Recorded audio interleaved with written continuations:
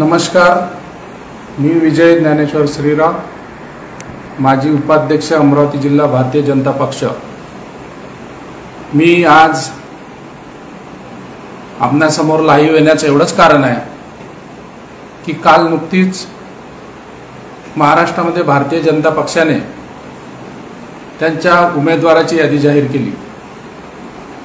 त्यानंतर संपूर्ण वर्धा मतदारसंघामध्ये जी प्रतिक्रिया उमटली आणि त्यामध्ये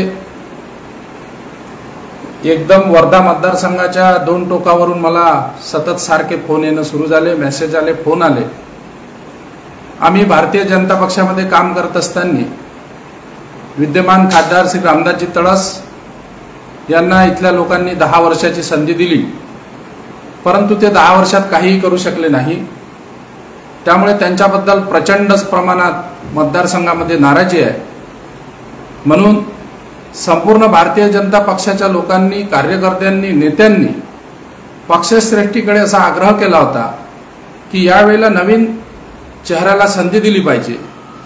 आमची इतकीच मागणी होती की जर तेली समाजालाच तिकीट द्यायची आहे तर रामदास तळस यांनी तेली समाजाचा ठेका घेतलेला नाही आणि रामदास तळस यांनी तेली समाजाकरता कोणतेही ठोस असं कार्य केलं नाही।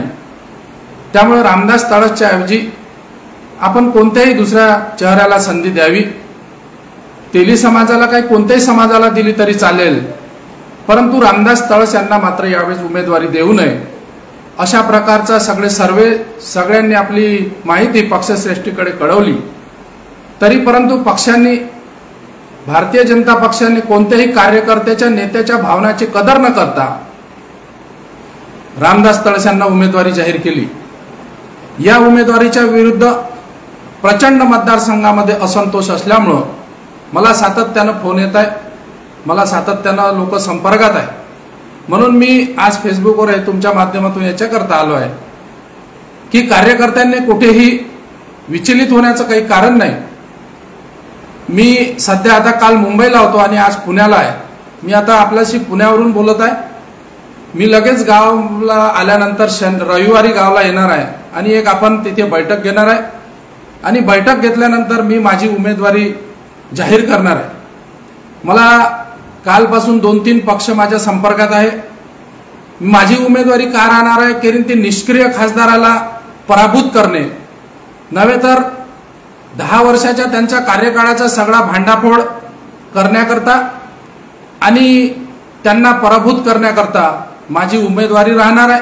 तसेच कार्यकर्ते आणि मतदारांसमोर एक प्रश्न निर्माण झाला आहे की वर्धा मतदारसंघामध्ये आता करायचं काय, मतं कोणाला द्यायचं असा प्रश्न माझ्याकडे कालपासून सातत्यानं कार्यकर्ते, लोक, मतदार करत आहे। कारण की दुसरे जे राष्ट्रवादी तुतारीचे उमेदवार आहे ते सुद्धा गेल्या 10-15 वर्षापासून, 20 वर्षापासून या मतदारसंघाच्या संपर्कात नाही आणि खरं म्हणजे या दोन्ही नेत्यांना आता आरामाची गरज आहे, वय सुद्धा झालेलं आहे। म्हणून नवीन उमेदीचा एक उमेदवार या ठिकाणी लोकांना पाहिजे आहे आणि लोकांच्या आणि माझ्या भारतीय जनता पक्षाच्या सगळ्या कार्यकर्त्यांच्या आग्रहास्तव माझी उमेदवारी राहणार आहे। फक्त आता प्रश्न राहिला की मी अपक्ष राहावं की कोणत्या पक्षाची उमेदवारी घ्यावी, याकरता कालपासून 2 पक्ष सुद्धा माझ्या संपर्कात आले। संपूर्ण वर्धा मतदारसंघामध्ये मी अभियान संपर्क केलेला आहे आणि समुद्रभर पासून तर इकडे लिंगापर्यंत सगळ्या लोकांनी मला कालपासून फोन करून सांगितलं की भाऊ आपण आता आपण उभं राहिलं पाहिजे, कारण की मतं कोणाला द्यायचा हा प्रश्न आमच्या समोर निर्माण झालेला आहे। तळस साहेबांना तर असा प्रश्न आहे की त्यांच्यासोबत फिरायला सुद्धा कार्यकर्ते राहणार नाही। तर दुसरीकडे भैयासाहेब सुद्धा गेल्या 10-15 वर्षापासून संपर्कात नसल्यामुळं त्यांच्याबद्दल सुद्धा तितक्या प्रमाणात कार्यकर्त्यांमध्ये उत्साह नाही। बंधूंनो, आपण जर पाहिलं असाल तर उमेदवारी जाहीर झाल्यानंतर मी कालपासून पाहत आहे की कुठल्याही प्रामाणिक आणि तळमळीच्या भाजपाच्या कार्यकर्त्यांनी तळस साहेबांना शुभेच्छा सुद्धा दिलेल्या नाही। शुभेच्छा कोणी दिल्या असेल तर त्यांचे जे काही 2-4 दलाल आहे त्या दलालांना जर सोडून कोणत्याही कार्यकर्त्यांना त्यांना शुभेच्छा दिलेल्या नाही। यावरून त्यांची लोकप्रियता किती आहे हे आपल्या सगळ्यांना समजून येईल। म्हणून मी कार्यकर्त्यांना सूचना देण्याकरता आज या ठिकाणी आलो आहे की आपण घाबरून जाण्याचं काही कारण नाही. मी लढवय्या माणूस आहे आणि लढणार आहे, तुमच्या न्याय हक्कासाठी लढणार आहे. कारण की माझ्या कार्यकर्त्यांना प्रश्न निर्माण झाला आहे. माझे जे प्रेम करणारे माझे जीवाभावाचे कार्यकर्ते आहेत, मी गेल्या 20-25 वर्षापासून समाजकारणात राजकारणात काम करतो. म्हणून माझी इच्छा उमेदवारी मला मिळावी अशी नव्हतीच.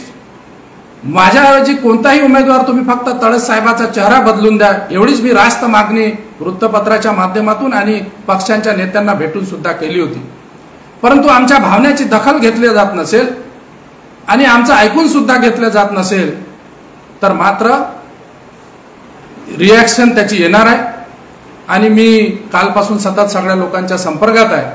म्हणून माझ्यावर प्रेम करणाऱ्या माझ्या भावांना, माझ्या वडीलधारी मंडळींना मी असं आवाहन करतो की आपण विचलित होण्याचं काही कारण नाही. एक सक्षम पर्याय आपण या दोघांच्याही समोर म्हणून उभं होऊ आणि दोन्ही नेत्यापेक्षा प्रचंड मताधिक्यानं आपल्या सर्वांचं सहकार्य असंच जर प्रेम मला राहिलं तर निश्चित आपली उमेदवारी राहू आणि या निवडणुकीमध्ये आपण विजय सुद्धा संपादित करू.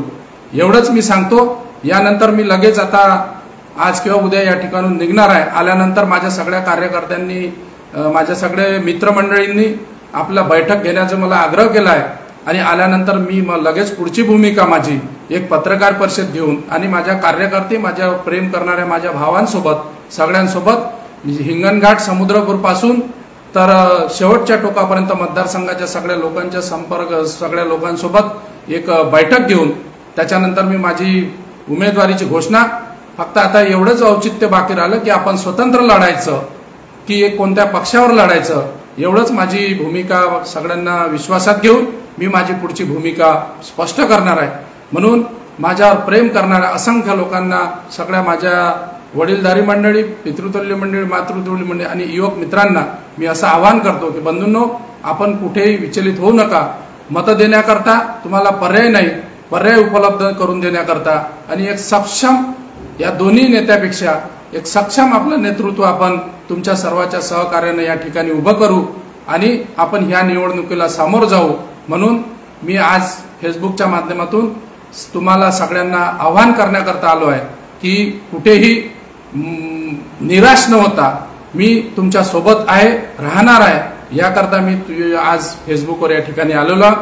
बंधूंनो, मी सगळ्यांना विनंती करतो की काही मला जर सूचना असेल, कालपासून मला भाजपमधले तर फोन येतच आहे, परंतु मित्र पक्ष असलेली शिवसेना असो, जे काही पक्ष असो, त्याच्या सुद्धा प्रमुख नेत्यांचे मला फोन आले आणि त्यांनी सांगितलं की भाऊ, दोघांच्याबद्दल असंतोष असल्यामुळं आपण पर्याय म्हणून उभं राहिलं पाहिजे, असा आग्रह सगळ्यांचा मला आहे.